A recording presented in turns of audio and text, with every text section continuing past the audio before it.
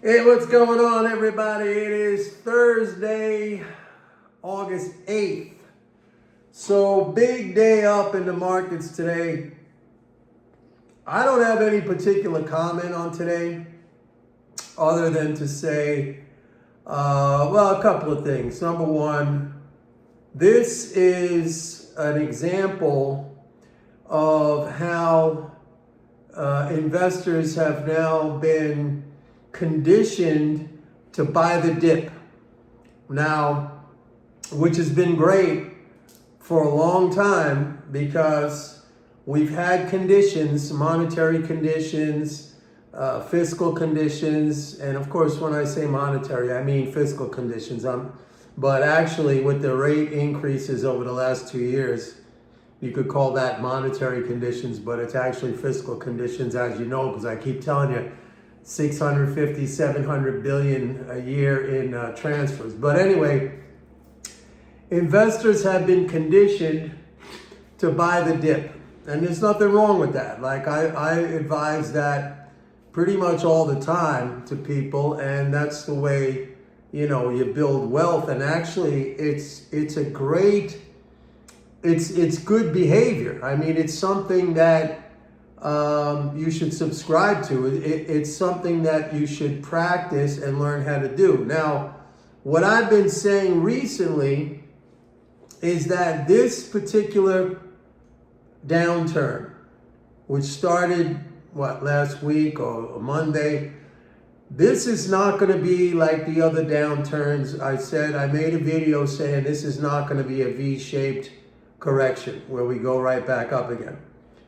And while it's okay to buy the dip, I'm saying at this particular time, you also have to be aware, not just at this particular time, but in general, basically, you always have to be aware of, forward conditions. What are they going to be like? And of course, the core of my analysis are the fiscal flows, and I talk to you about that, whenever I do these videos. And I have been saying recently in these videos, in my conversations with you guys, that this time we are facing what is going to be a fundamental change in conditions, the likes of which we haven't seen in a while. I mean, I said, well, it's probably at least equal to what we saw in 2022 with the expiration of a lot of the COVID stimulus. But I said it could be even more impactful than that because, with when the COVID stimulus ran out, then the Fed kicked in with the rate hikes. And although that was viewed or perceived at the time that it was going to be something very, very negative and crash the market and create a recession, I was the one who kept saying it's not going to be that way. It's going to play out in the opposite sense because net transfers are going to increase. The government is a payer of interest. The Fed is going to be paying interest to the banks. You're going to have a very significant increase in the fiscal flows. And of course, I was right about that. The market went up to new all-time highs. The economy stayed strong. But what I've been telling you so far for the last couple of months is that the increase in those net flows, those net transfers, which, you might want to, it used to be, I used to call it the deficit. People call it I don't use the word deficit. I've explained why that's a negative term. It paints a negative picture, which is only a one-half understanding of what it is, and it is not the half that pertains to us as the non-government. It pertains to the government. Yeah, the government might be running a deficit, but it's kind of irrelevant to the government because the government is a currency issuer and it has no problem to continue doing that. But in terms of us, the impact on us, the non-government, it's not a deficit, it's a net transfer, okay? And I've been saying that these net transfers have been declining relative to last year. And, you know, to give you the swimming pool analogy, if the swimming pool water was over here last year, you know, it's now over here. Okay?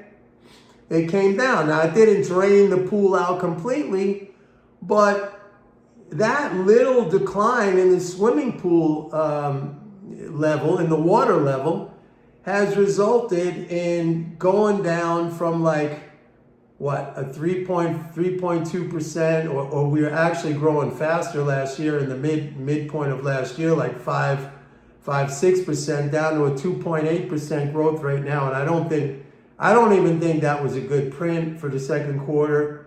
I would average the first two quarters. The first one was what, 1.6 and 2.8, which is what, 4.4. So let's say it's more like a 2.2 or a 2.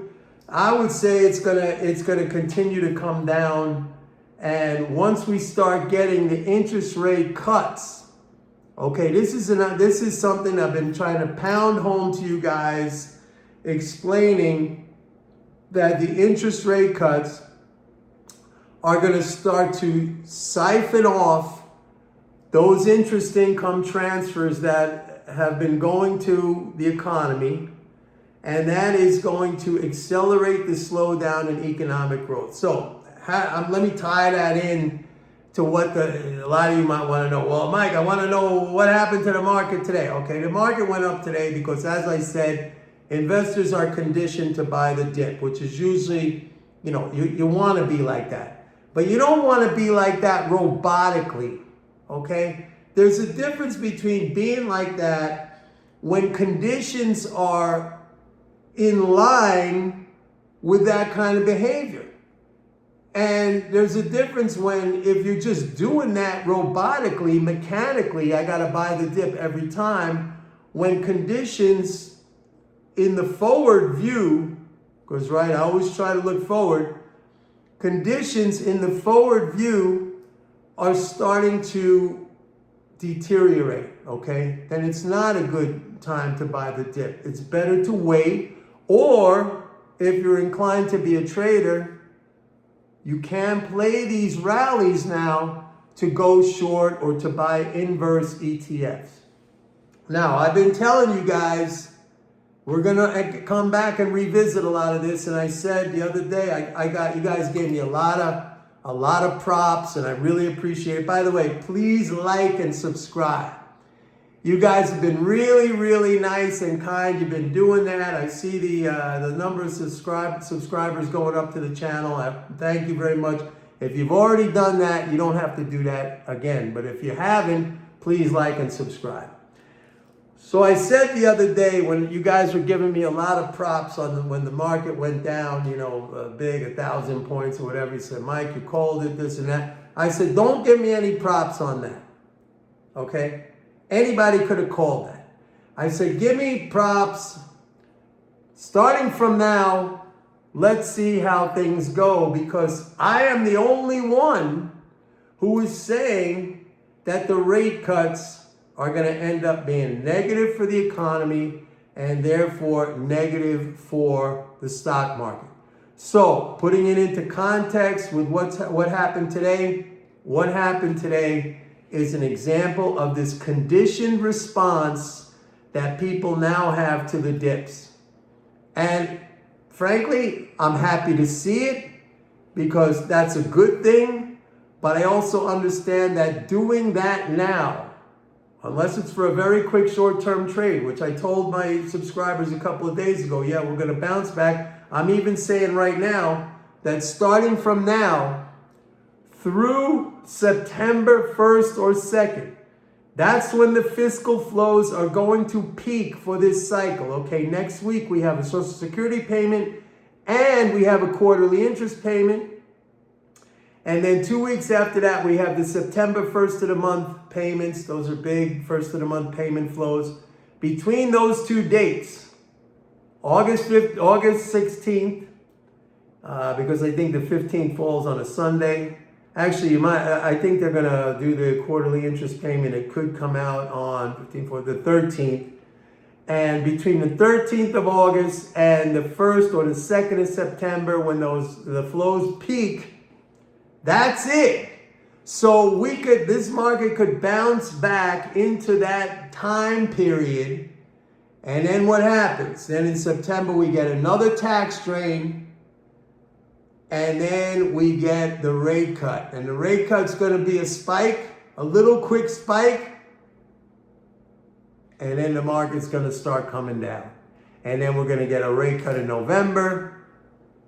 Well, first we're going to get the election. I don't know if I got to look at when the Fed meeting is. It's probably right before the election. Then we get another rate cut in December.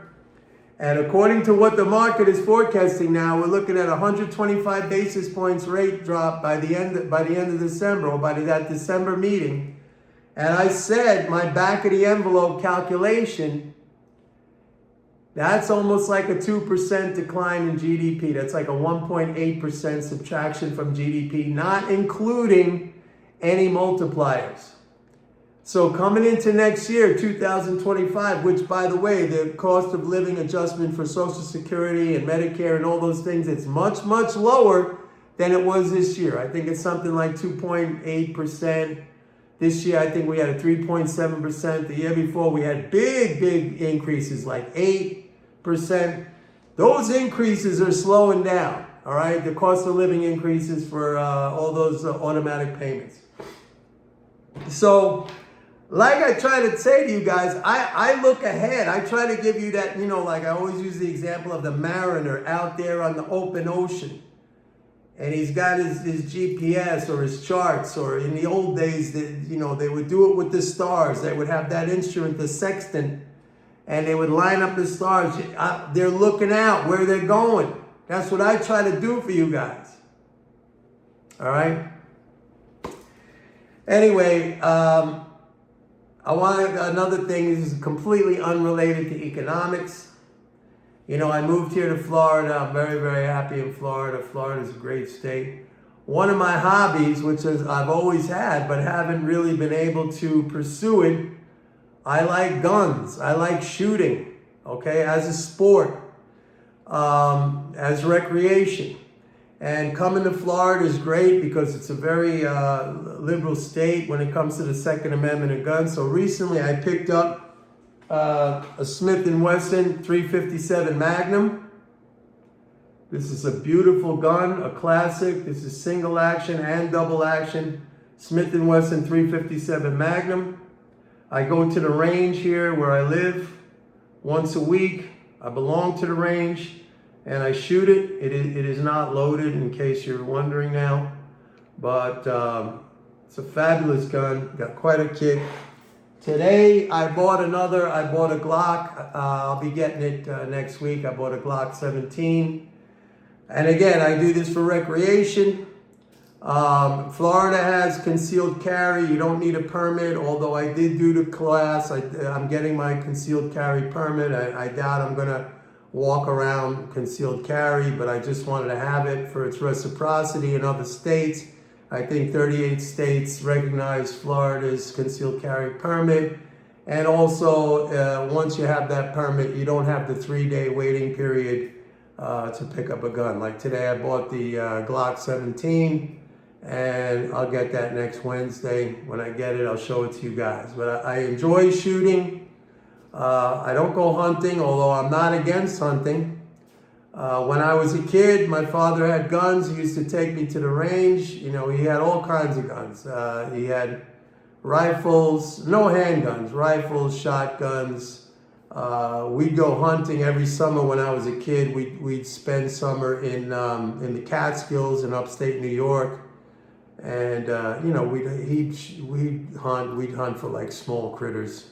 Stuff like that, woodchucks, squirrels, stuff like that. But I like target shooting. I've been, working on that at the range and trying to get better at it. But I enjoy it.